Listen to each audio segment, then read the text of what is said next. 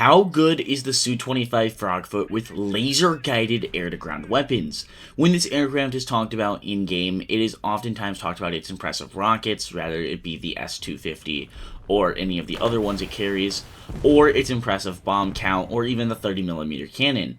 I do not normally see people talk about the 10.0 Su-25 with the laser-guided KH-25ML. Which is honestly a shame because the KH-25ML is absolutely well worth using on the Frogfoot.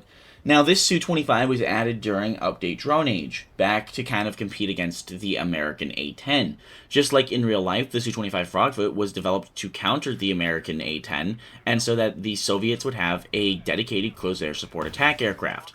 Now, the Su-25 in-game is oftentimes overshadowed by things like the Su-39, the Su-25T, the Su-25 SM-3. These are all way more, advanced variants of the Su-25 Frogfoot.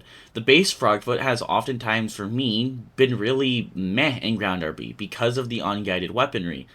It has had guided weaponry for a long time, but I just never really looked into it. Because laser-guided weapons, for me, I just don't like them as much as Fire and Forget or TV-guided weapon systems. Now, the Su-25, with the KH-25ML, which is a laser-guided weapon, is actually pretty formidable. Because you have a Clen PS laser designator in your nose, which has 0 zoom, by the way, you are able to guide in these missiles. And now this gives you with a few options. Option number 1, you can use this weapon system at longer ranges with another player with a drone.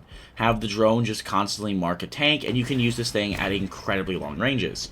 However, I don't have any friends, so I'm playing alone, and using this thing much closer, which again, you can still do. It is useful when a friendly tank has someone scouted, but you can absolutely use this weapon system, more standoff. And when you're using it against things like other players or other SPAA, and you can see where they're shooting from, you can totally guide this in pretty effectively. Now, I also want to say a few other things about the Su-25 Frogfoot. This is still a very formidable platform. I mean, this is a 10.0 aircraft that, realistically speaking, in my honest opinion, should be 10.3. The KH-25ML is found on every Frogfoot variant as far as I'm aware, including the top tier ones. It's a very formidable weapon. Normally, yes, it is guided by, instead of a designator, it's actually guided fully in by laser, but that doesn't make it any worse.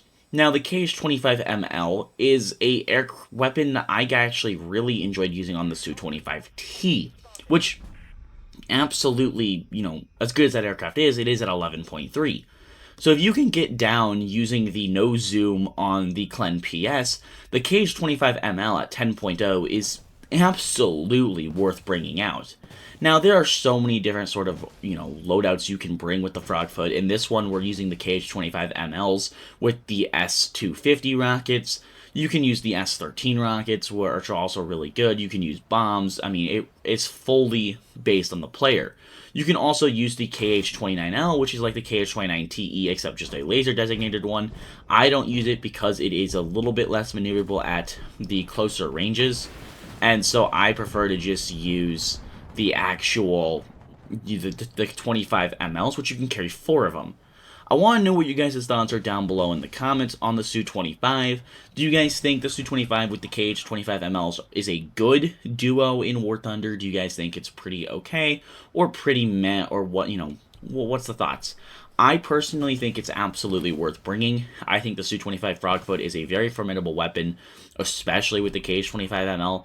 Do not let the Clen PS targeting laser designator be a turnoff for you. It shouldn't be. It's very much worth using. Hopefully you guys have enjoyed this video. I certainly enjoyed making it. Hope you guys have hit that like button and subscribed, and I will see you guys in the next video.